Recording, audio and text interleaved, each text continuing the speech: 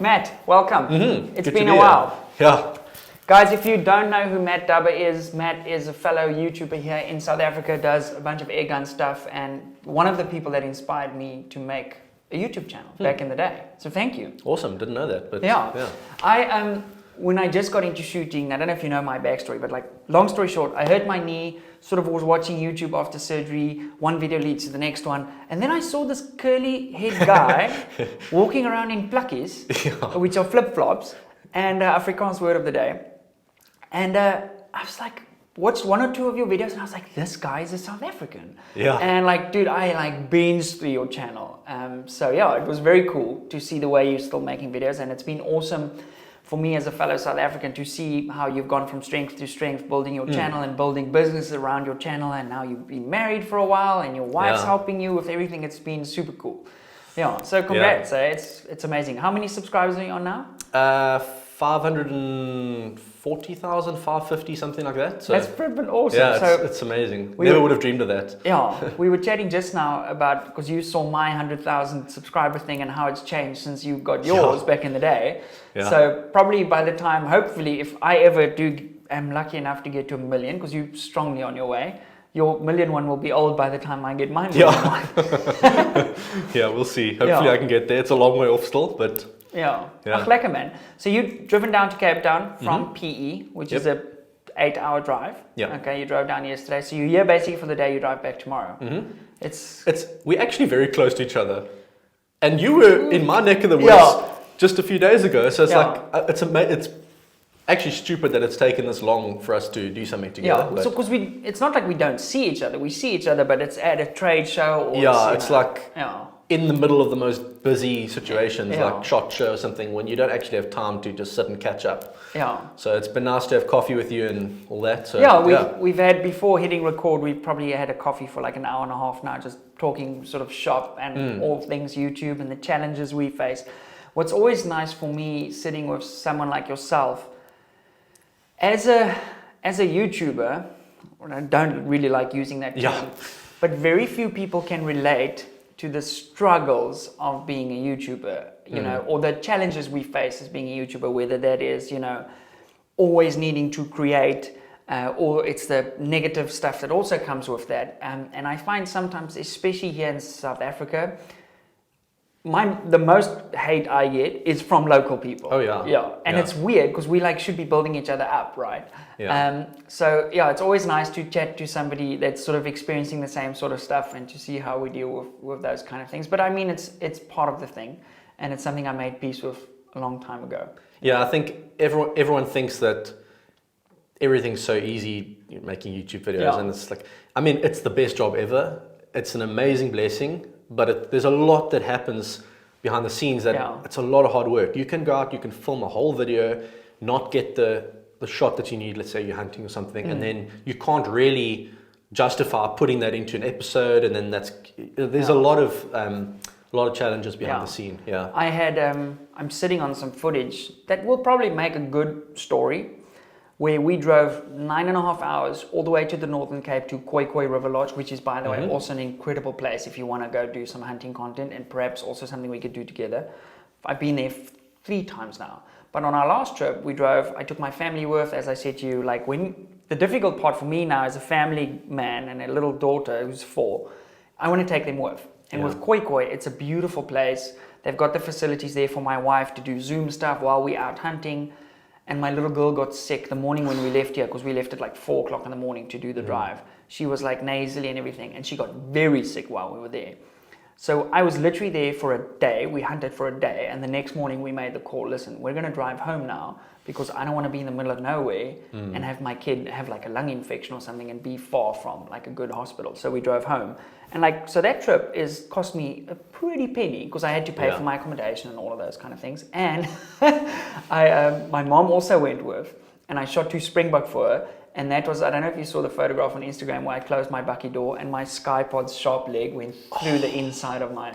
So it was a very expensive 2 days. Yeah, and that's life. And I think it's, especially when you have a job like this where you have to be on top of things all the time. Time zones make no difference because you're working with people from all over the world.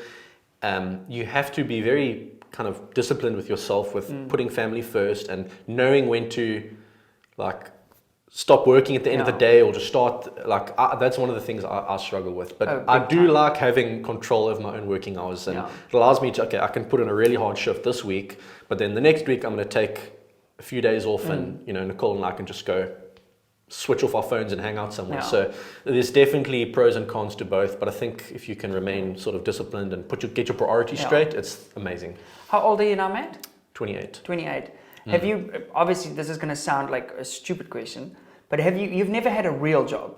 No. Okay, so you've been doing YouTube. Obviously we we know my this channel is quite funny. Like, I'll have to start from the beginning at some point. But my first year at SHOT Show, when I was already, my channel was quite established. I was 19, so I couldn't even go anywhere because everything in SHOT Show is like 21 and over. Yeah. Oh, all the parties and the stuff. Well, that you're walking through casinos to get anywhere. Right. So like everything is kind of. They wouldn't let me in like random restaurants to have lunch, or it was a weird experience. Okay. But I've been doing this since high school basically. Crazy. So the reason why I say it's going to sound like a silly question is because let's say you've never had a conventional job. Because YouTube is very much a real job. Yeah. And Matt, like myself, you still edit all of your own stuff. I mean, I've never worked harder in my whole life than I do now, because I had a 10-year stint in the financial industry. And for me, the weirdest part about adapting to like a YouTube live was sort of that on a Monday morning, I'm down here, seating bullets for a match or a hunt coming up. And I'm like, I felt so guilty. Like there was this disconnect between like, how is this what I'm now doing for a living? But I'll tell you what, when I'm editing videos at 3 o'clock in the morning, I don't feel that disconnect because I very much feel like I'm working then. Yeah. It's weird. It's work, but it's also, you've chosen this path because it's your passion. You gave, especially from your side, you gave up a conventional job, which was probably more secure, took a risk. My wife was pregnant at the time. I was like, I'm gonna go for it. But I was unhappy. I took a risk too. I had to choose between making videos and getting a tertiary education. So I'm unemployable outside of the gun industry because I've got no. Maybe, but your skill set will make you very, very valuable if you ever do decide to go into the gun industry, because of, it's very difficult for a tertiary education to keep up with all the skills that you've had to master to get to where you are now. I mean, you've built a whole company around your YouTube channel with Element Optics, which you guys we were chatting about that earlier with like the process of going like, okay, we're going to start an optics company. Like, that's like, when it comes to just starting a business, that's quite high level, and you guys are flourishing, which is amazing. Yeah, and sort of everything I've learned has prepared me for the role I have within Element, and it's kind of the last tick of like, what would I want my dream career to be? That's the last, the product development side was the last thing that makes me feel like I'm doing what I want to do. Yeah. Because that's my story, is that I've been shooting since before I can even remember. Like my family all grew up on farms.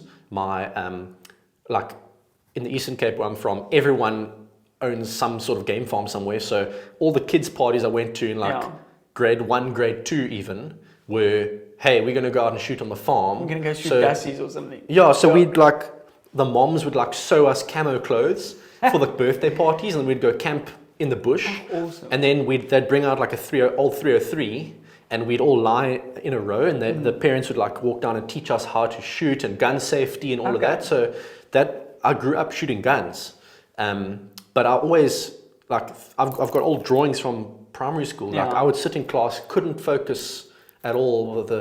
Always struggled with like focusing during class and stuff. But I would sit and draw pictures of guns so my passion was guns and product development. And it's funny how the whole path has led me up to the point where that's kind of what I'm doing now. Yeah, that's quite cool. And even the creative side of YouTube is, it fills a creative, like I want to create, it's like putting a memory down on that's there forever on the internet. It's a memory of the hunt or whatever I'm filming, and even if no one else watched it, I'd still make it because it's satisfying to put something that you've experienced into a memory like that. Yeah. So it's very, very cool to be able to have that captured. And I think Yes. that's so unique. But there's also a downside to that. Whereas in the moment, you are not necessarily, and this is something I struggle with when I go on these hunts, because it's now my job to make a movie about this. And as a result of that, I've got paraphernalia on my gun that I probably wouldn't normally have, which makes it a less desirable experience. There's cameras hanging off, there's a GoPro on the front, there's like a whole bunch of extra shit that I'm carrying with me, which I don't really want to do. I'm worried about, is my brother lined up to get the shot? Is this thing recording? And there's all this other stuff that goes with that. So I sometimes feel, but I would still rather have it this way. Oh, I agree. Yeah. But sometimes I go like, man, I would actually just like to like kind of go on a hunt and not worry too much about, I almost want to hire people to like float in the background there and not have anything to do with the production element and just film the hunt. Yeah. And what was cool for me is I recently filmed Gavin from Ultimate Reloader, and I spent like 5 days with him, and I was just doing the filming. And I loved that because there was no pressure, like shoot the animal in the right way, you know, executing the killing part of it wasn't really there. And I just enjoyed the sort of cinematography part of it, which was a very unique to like sort of flip the roles like that. And I enjoyed that more than I thought I would. Yeah, I think people don't understand how difficult it is to film a hunt.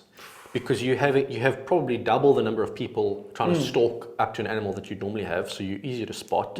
The time it takes to line up and shoot something, you've got to make sure cameras are rolling, make sure something as simple as focusing your parallax perfectly so the scope cam gets a clear shot. Like, no one thinks of those stuff, but it's very difficult. But as you say, you wouldn't have it any other way, because to be able to go home and then rewatch it is great. Yeah. But I'm also, so I loved your series with Gavin. It was awesome. I've got friends coming over from Utah to come shoot monkeys and baboons with me in November. Okay. So I'm actually looking forward to, like, I'm not going to touch a gun over that weekend. I'm just going to film them, capture their experience. Are they also creator guys?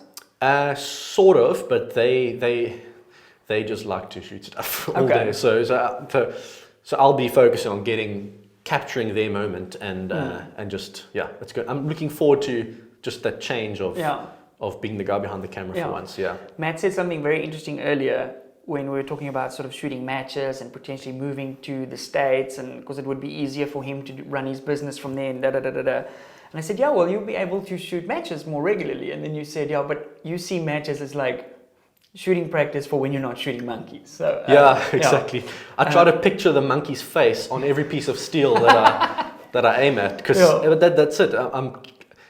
It's keeping you sharp for when you want to hunt, or I guess vice versa as well. So we actually joked at the Rock Chuck Olympics to say, because the Olympics is every 4 years, right? So it's not going to be an annual thing. If he does do it again, it'll be 4 years from now. But we said we should roll it between sort of places. Like we could have one here and call it the Baboon Olympics, or the Dassie Olympics, Olympics, or whatever, something like that, and get all those guys to come here, which would be amazing. Which would be just as fun. Yeah, that'd be very cool.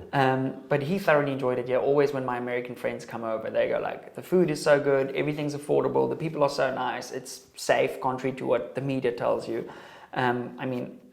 I always say to the guys, like, I felt more unsafe walking around in Vegas at night than I do walking around in where I stay. The first time I ever saw someone get shot was my first day in America. What? In Vegas, on the Vegas Strip. Yeah. I was at the Bellagio watching the fountain show. I heard this loud bang. I knew they were filming. The first time you saw somebody get shot. So have you seen somebody get shot more than once? No, the only time. So I was on the Vegas Strip watching the fountain show, the Bellagio there, and then they were filming a Jason Bourne movie on the Strip, so they closed off the road and everything. So I thought this loud bang was something there. Then I heard people screaming. I looked around and someone got shot. It was on the news and everything. I'm like, wow. How's that for chance? I've been in South Africa, the most dangerous democracy in the world, for so long, and now. It just goes to show there's good areas everywhere in the world, there's bad areas everywhere in the world, and you can't always trust what pure statistics or like we have an amazing life here, and I don't think people realize that if you watch the news and focus on the negative stuff. So, but that's why I don't even watch. I consume more news globally than I watch. I never watch our own news because it's just bad stuff getting shoved down your throat, and it just makes me negative. So I just tune that out completely. It's funny you say that, because my first trip to SHOT Show, it was almost like the one night I was like, I have nothing to do, don't know anybody there. Had no events really planned, because I was like, I had like 7,000 subscribers or whatever, so nobody knows who the hell I am. And I'm walking down the strip just to, like, go grab a bite to eat or whatever.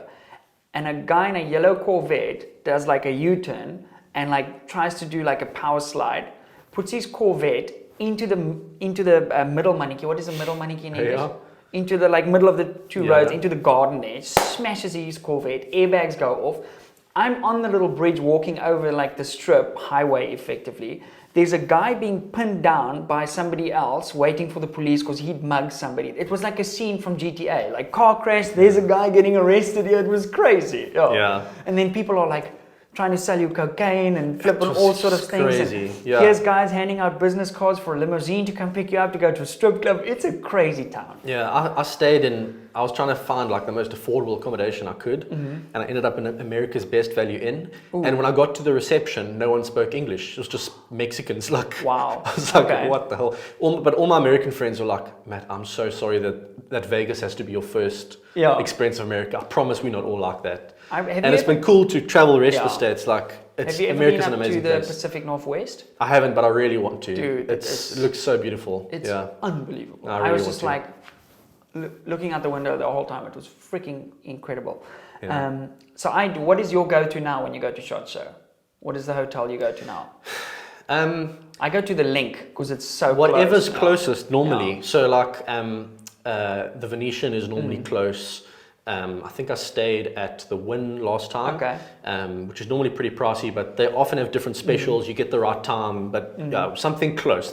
I hate walking far every morning. My first year, I was like, I'm going to stay in the Big Pyramid because, you know, it's Vegas. So I booked in the Luxor, and they had Conor McGregor was fighting Cowboy Cerrone, and I could see the T-Mobile Arena out of my hotel, and I was streaming on DSTV Live, but there's a slight delay, so I heard the arena like, wow, and then like 15 seconds later, like Conor knocks out Cowboy. It was super cool.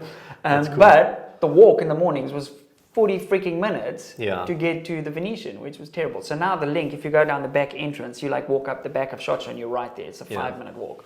And you'll be going this coming year? Yes, Yeah. I'm pretty sure. I'm probably going to take Skulk, and I'm probably going to take my brother too to like try to do some Awesome. filming stuff. So hopefully do like a proper videos at SHOT Show, because usually I just go there from like a networking point of view. I don't really make content there. If I make content, it's like on the last day when the show is basically empty. I like to film a few things, but because I'm a one-man band, it's so difficult to film and turn around a video in that time, and it's more beneficial for me to network with businesses and get sponsors and stuff on board than to actually try and create content there. You've probably found the same.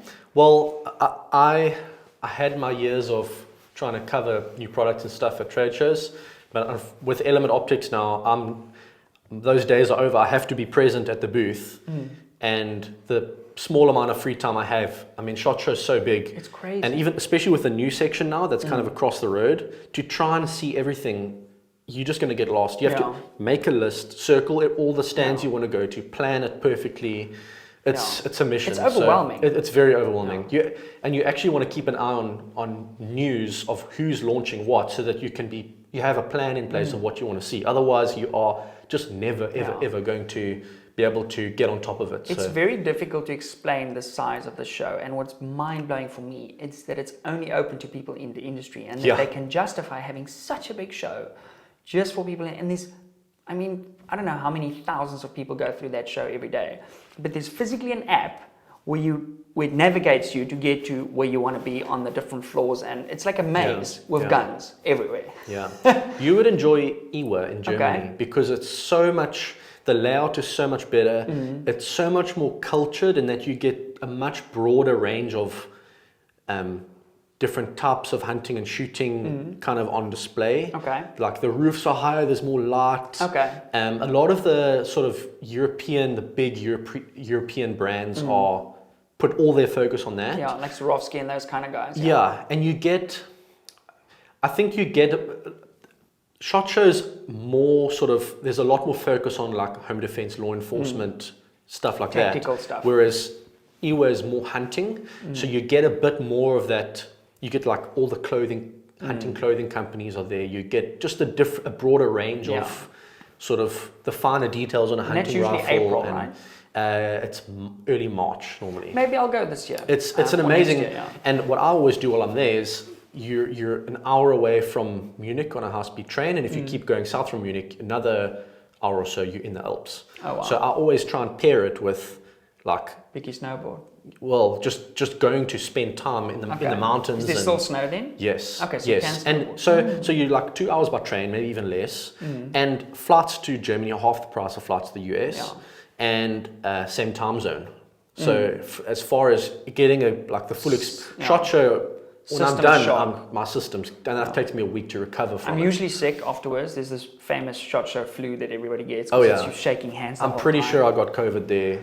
Every year. In beginning of 2020, before COVID hit. Oh yeah. The number of Chinese people there.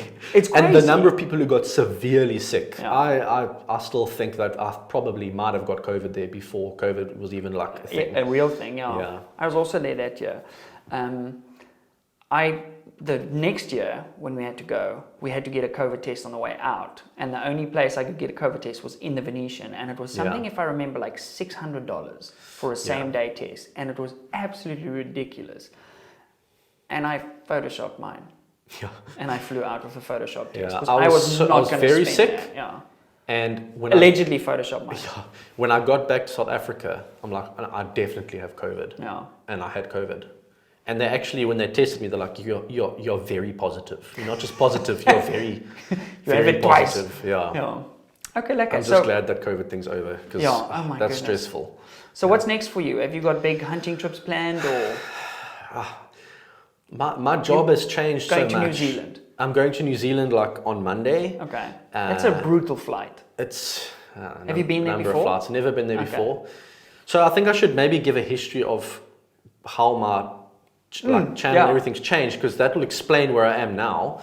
I don't think a ton of your viewers will know who I am, because as you said, I do a lot on the air rifle side, but there's definitely some, especially now you're doing a lot more hunting, there's some more crossover than there's ever been, I'd say.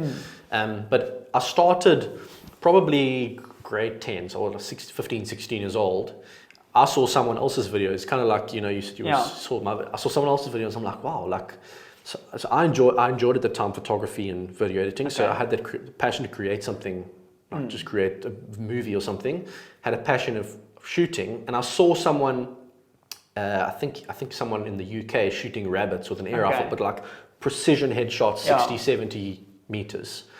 And I was like, geez, well, I'm too young to buy a firearm, so I'm gonna save up, get a nice PCP air rifle, and start making some videos.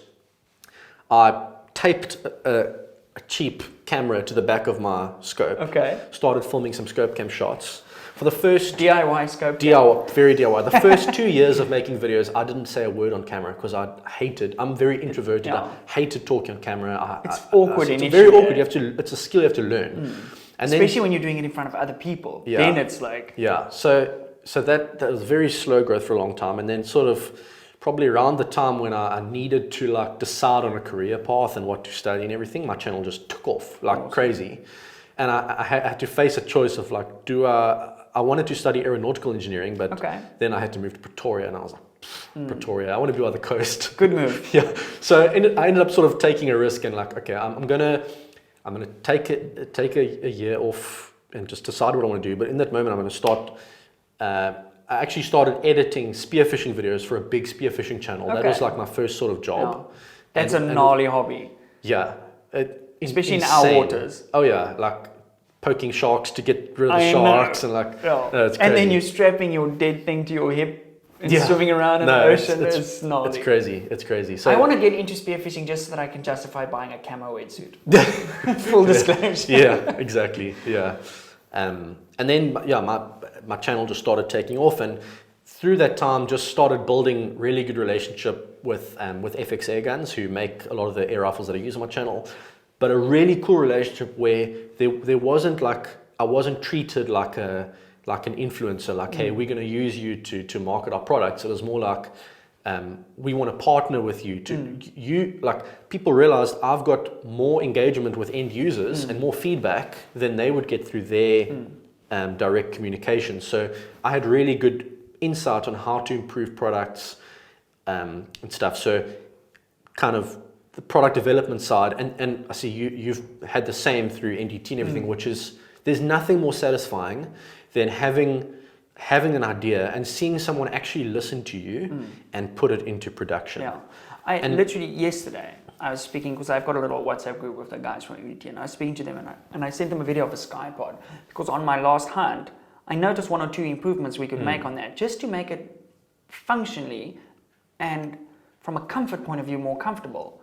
And they're like, cool, we're going to look into it. And because they want to make stuff better, and that's why they've been so awesome. So it's, it's like people will ask, how do we stay motivated? Is it like how many views we get, or like, I don't know if it's the same for you, but like for me, YouTube is a if no one watched my videos, I'd make fewer videos, because I wouldn't be able to justify putting in the time, but I would probably still make a few videos. But we are a lot more than just YouTubers. Look at APW. Look how that's grown out of your YouTube channel, and now you've got something that you can put time into and create something. And that seeing people make the right choices based on the advice you've given on YouTube, that's very satisfying to know. Like, you've helped to change someone's path to becoming a better shooter. Someone who maybe can't afford, or like can just barely afford something, you've helped them to make the right choice. That's really satisfying. And then the whole product development side. So I feel like I've been very lucky with landing amongst the right people in the industry, and I can see you've got some key partners in the industry that have the right mindset, and that's really important, because you will just, if you're a YouTuber and you just accept every sponsorship, you will completely burn yourself out and screw yourself over, because not everyone has the same intentions with you as we've got with the partners we work with. So as with anything, there's give and get with that. Like I say no to so much stuff. But I value the relationships I have with my channel partners so highly. And what's very important for me, and you the same, is I was a customer before we had the YouTube relationship. So I was buying MDT stuff with my own money. I spent a crap load of money on Vortex optics, like buying high-end Vortex stuff, long before I even had the idea of starting a YouTube channel. And I identified with the brands, and I liked what they stood for. And I was sold, I could have bought a cheap, locally made chassis system, but I chose to spend more than double the amount of money and import my own MDT one, because I liked what the company was doing and the direction they were going in. And to have 5-6 years down the line, have such a good relationship with them is invaluable. And it's super cool.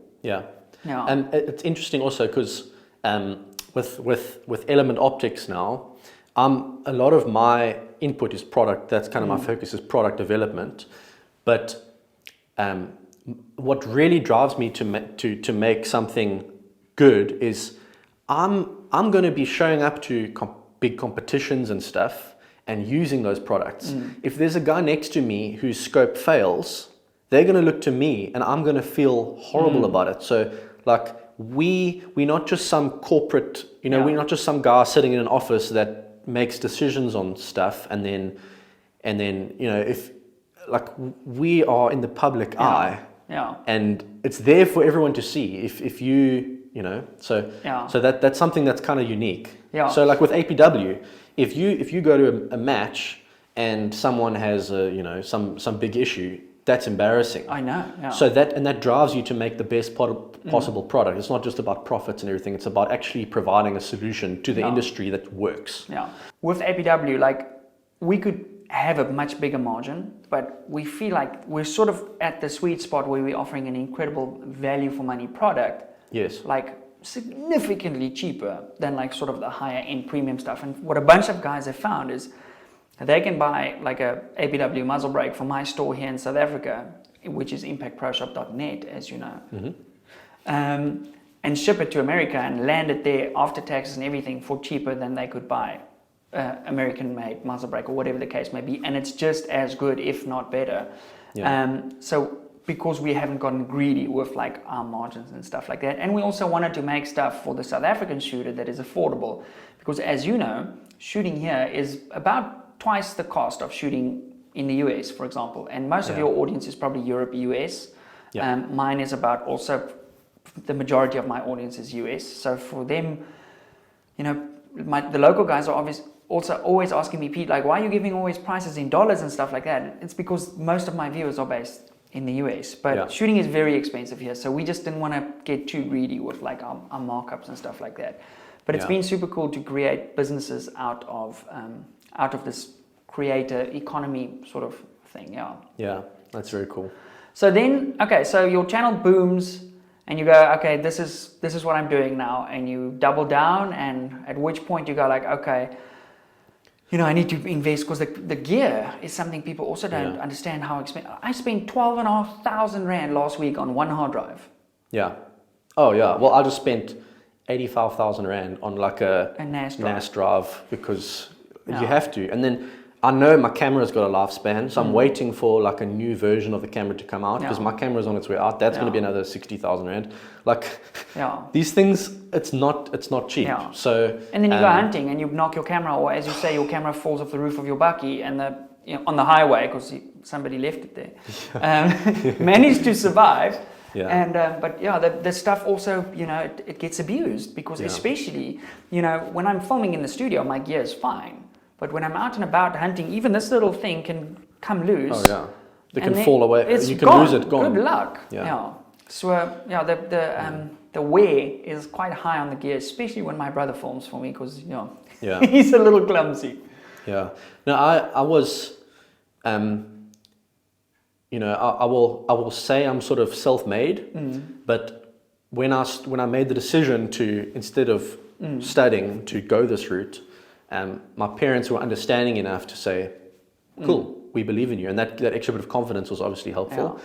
They bought me a little MacBook, and that was my editing computer for years. So like that little head start got me going. And from there on, everything I've had to like, okay, I need to start saving up for a camera. I started with like a little, probably like a 700 Rand Casio point and shoot camera. And then you have to start factoring in like and grow all this stuff. And there was a scare a few years ago, I think it was 2018 or 2017, where a lot of the channels that are, you know, people that I know in the industry suddenly had their channels deleted overnight. That, that's when I just got in. Yeah, I think it was in the wake of some like shoot up or something. Yeah, okay. And I remember sitting, it was like a few days before Ewa, and I sat around with my friends like, we need to do something. Like the only thing because you can try to get on other platforms, but YouTube is just so far ahead of everything else. It's very hard to actually start from scratch somewhere else. So like YouTube, we have to make YouTube work. But how do you make sure, how do I make sure that I've got a job for the rest of my career? And it was sitting down and saying, okay, well, let's look at how, you know, what else can I do in the industry that can give me purpose, keep me satisfied, and for me that like one of those things was element optics and stuff. But it's funny because like when I was starting out, a small YouTube channel, the bigger companies overseas that could help with sponsorships and stuff were like this little guy from South Africa. That's not, they think, well, that's not a big market, so we don't care. They don't understand that most of the viewers in the US anyway. And then the South Africans are like, this curly-haired English guy with slip-slops from the coast, like, this is a joke. Like, you obviously don't know how to shoot. That's the way they see it. So I was completely like, I won't say rejected, but like, the locals they just never understood. And I think South Africa still has a problem with understanding the value of like marketing, or like the South Africans are just a little bit behind where America is, except for there's like a few. I'd say there's definitely a few like younger generation companies that have broken that mold. But yeah, anyway, that was so having those opportunities overseas just to go to trade shows and build relationships and meet new people and make friends was obviously amazing. So. What is your craziest trade show experience? I would say probably still my first year at SHOT Show. Okay. Was just bizarre. Okay. But there's nothing specific that I can, but just the whole experience, Vegas in general, not so much the show. Like shooting on it's the funny street, that the gun show, which a lot of people who don't understand the gun industry would say, well, that's risky. The gun show where all the hunters and shooters are is probably the safest part of Vegas. 100%, yeah. Oh, that's where the least drama happens. Yeah. I had was it 2021? We went out. I won't name the company, but we went out for dinner.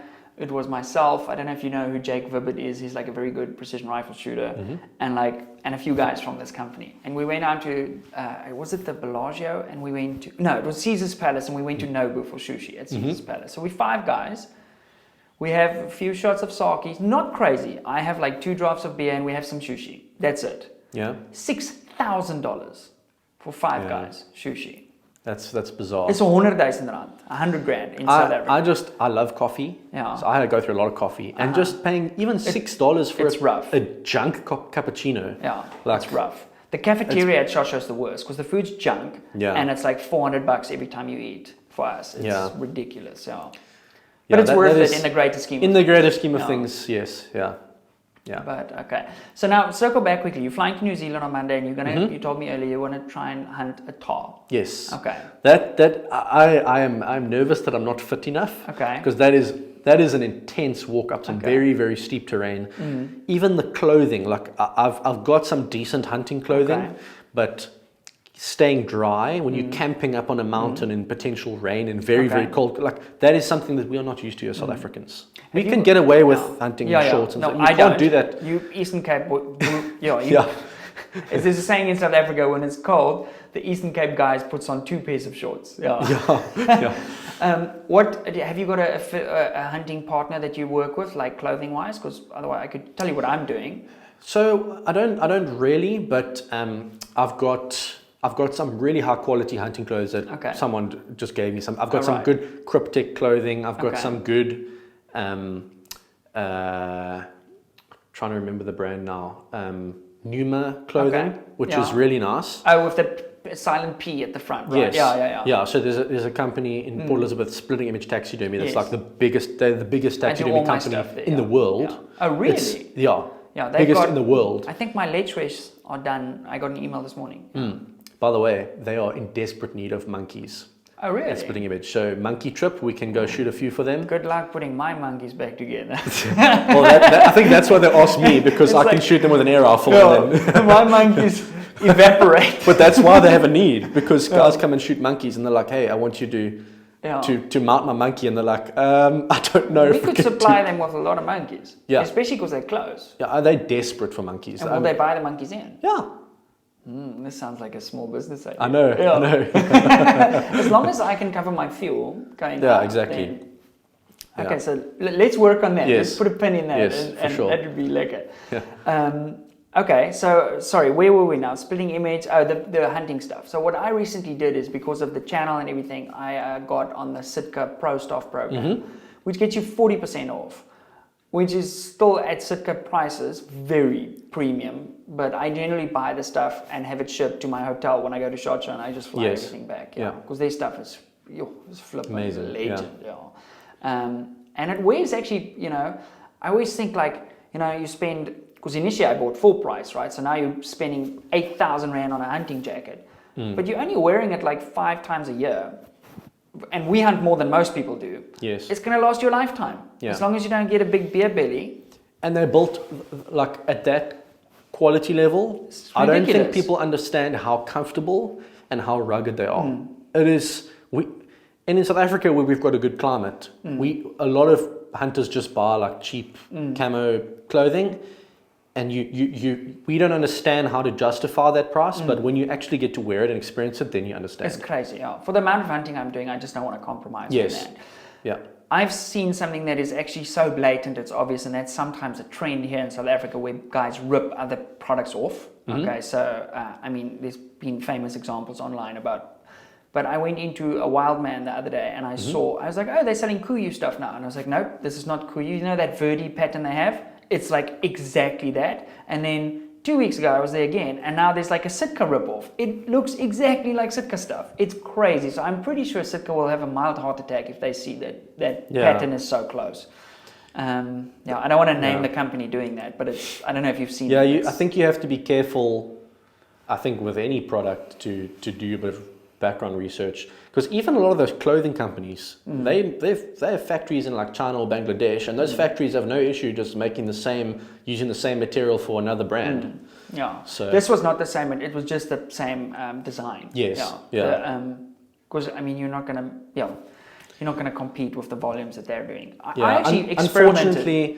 Unfortunately, the world is such a minefield of patents and stuff, but also a lot of that is just legal mumbo jumbo that doesn't actually hold up in real life. So it's up to the end user to have a conscience and say, I'm not going to support that company because that's how I am. Yeah, like I will never buy a knockoff. Even in the optics industry, I also won't name and shame, but there's some European scope companies who've filed patents for ridiculous, like one of the big European scope companies filed a patent for a field of view over a certain amount of degrees.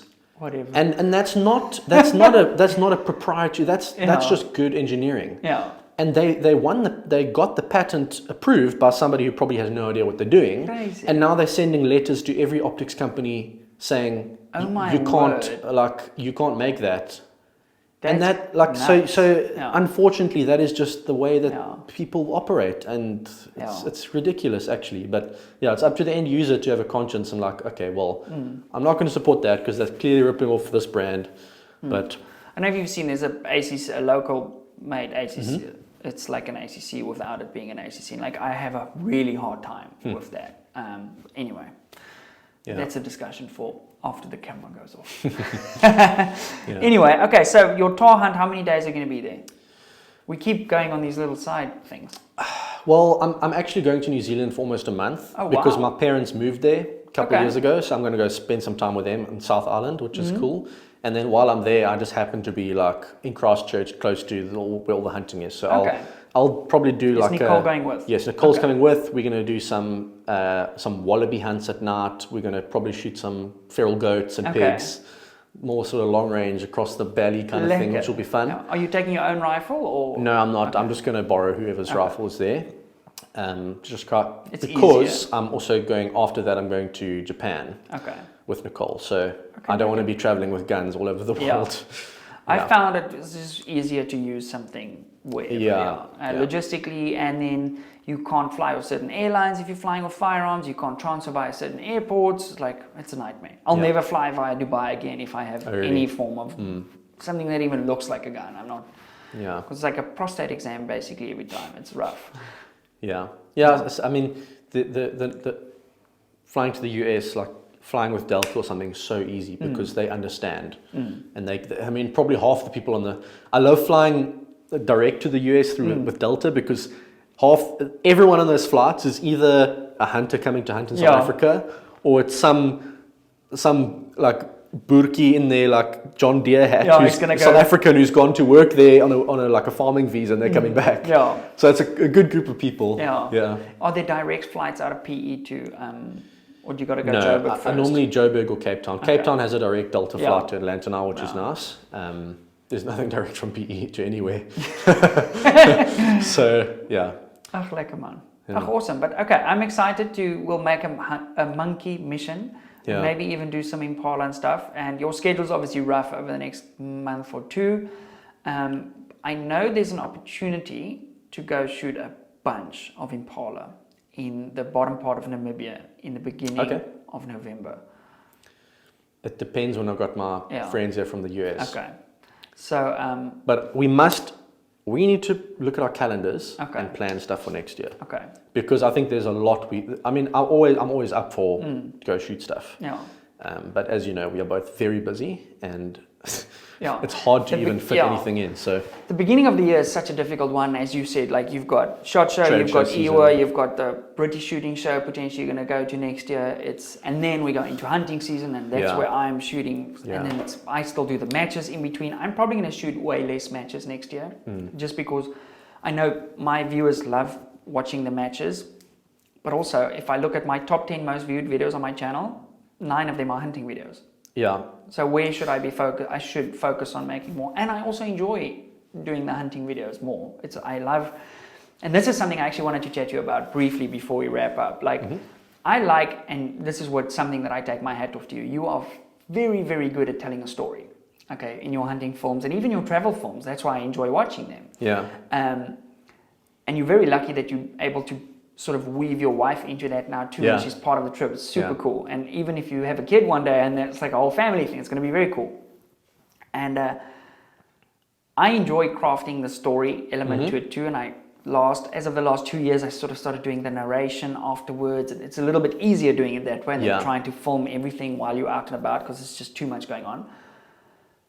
But what I have found is, if I just do like a compilation of stuff dying, it will get 400 times more views than my beautifully story crafted, cinematically filmed and well edited with music and sound effects. It's just that's I think people don't understand that if we really wanted to just make a viral video channel and get quickly to 1 million subscribers, we could. Yeah. But there's more to it than that. Maybe not but it'll be easier than what we're currently doing. Like if I make. So I see it as I've got a responsibility or a passion of like helping someone else and like sharing information. But if we make a like a tutorial video or reloading series or something, that's not going to take off like even a hunting video. But somewhere in between your hunting videos, I think it's important. Like we have a responsibility almost to share knowledge, like pass on knowledge to people who are not quite where we are. So yeah, there's a very interesting balance between, or even like if you film a hunting video and something happens that's like, so I find when I'm editing, I'll chuck all my footage on the timeline. I'll edit it in the order of what happens, and sometimes there's something that I found interesting, like a stalk that didn't quite, animal got away, and I could take that out the video and make it more condensed and make it more sort of conducive to viewer retention and all of that. But that was something that I want to remember as my moment of like, that's part of the story. So then there's always a choice, like, do you keep it in or don't you? And that's always a hard choice to make sometimes, because you also don't want it to be boring, obviously. But so and then what I do normally is I'll make those episodes the way it happened and show it, and then at the end of the year I'll probably do like a compilation of like the best shots of the year or something. Yeah. So I'm very frustrated sometimes with, because I position myself as an educational shooting YouTuber, and much like yourself, while also enjoying making the hunting stories and stuff like that. But when I look at the I'm going to put a hand grenade in a bulletproof helmet type of videos and see if the helmet survives, and the amount of views that they get on those videos. Like, those videos are so easy to make compared to the videos we're doing. And I ran into Brandon Herrera at SHOT Show 2 years ago.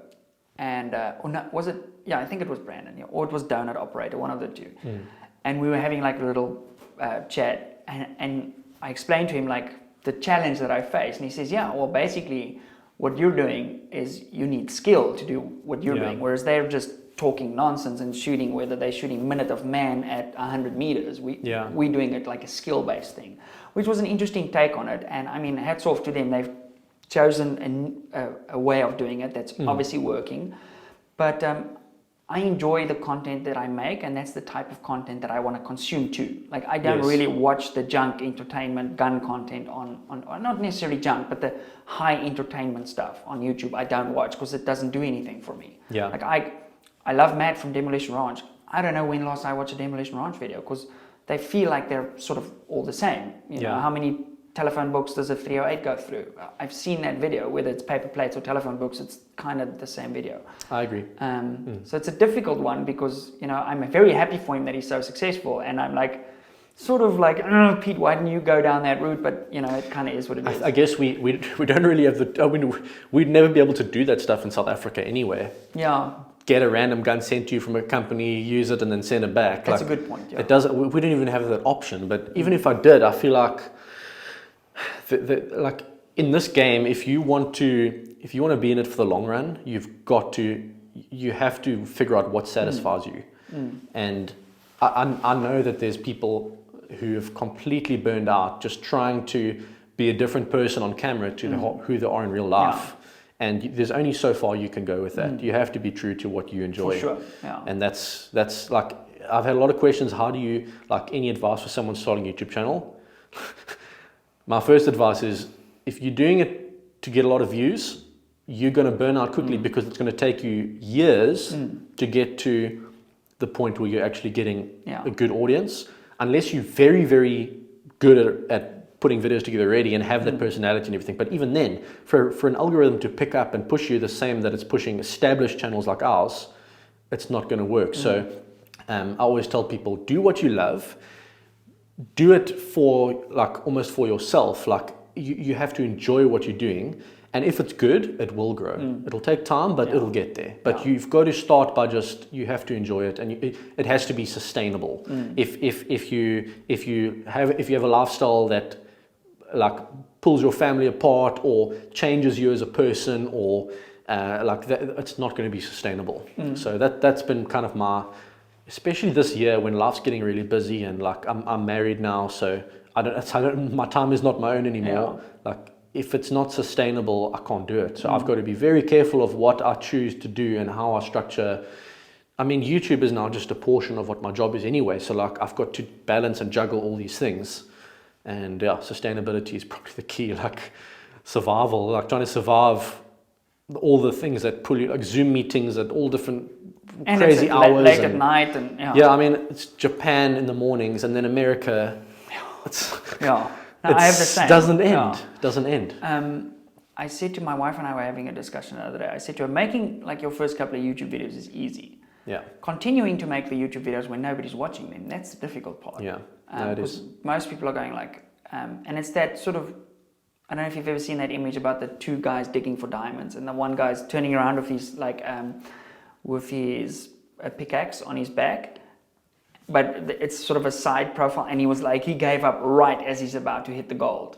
I'll put an image of that, but it's and that's the same with YouTube. That is YouTube. I was making videos for 2 years and kind of doing okay. Yeah. And then all of a sudden there was just this sort of breakthrough moment, and then you kind of go, oh, this is where it's at. And I had a similar experience when shooting. Like, I was struggling shooting, and then all of a sudden there was like a light bulb moment. Oh, this is the formula, and then it worked. And you only learn that by doing. You gotta just continue doing it, but it's very difficult when nobody's watching your videos. Especially when you're at the place where I mean, I assume that when you moved from a more corporate job into this, you had a very calculated guess of what's going to happen, but it's still a risk.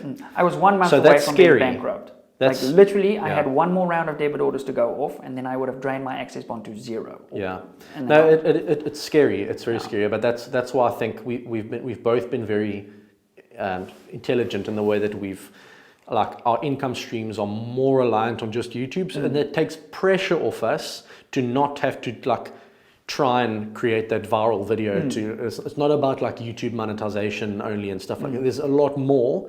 And it really helps to have less pressure to live off, when you've got a more diversified income stream. Yeah. So. Okay, lekker. Dude, let's wrap it up. Thank you very much for calling in.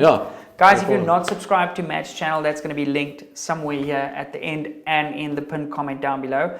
Go to his channel. Let him know you're there. You've come from this episode. It's been a long one. Yeah, I forgot the camera was even there. But that's the lekker thing about that's the lekker thing about doing it this way versus Zoom. It's like so I agree. I'm super glad you popped in. All the best for your New Zealand trip. It's going to be flippin' badass. I'm holding thumbs for you, and a little bit jelly, to be honest. It's going to be very cool. Good luck with the fitness element, because that's going to be... I'll need that. Especially carrying all this stuff. Okay, dude. Thank you very much. Guys, thanks for watching. Like, subscribe, all the lovely stuff, and we'll see you in the next one. Bye. Awesome.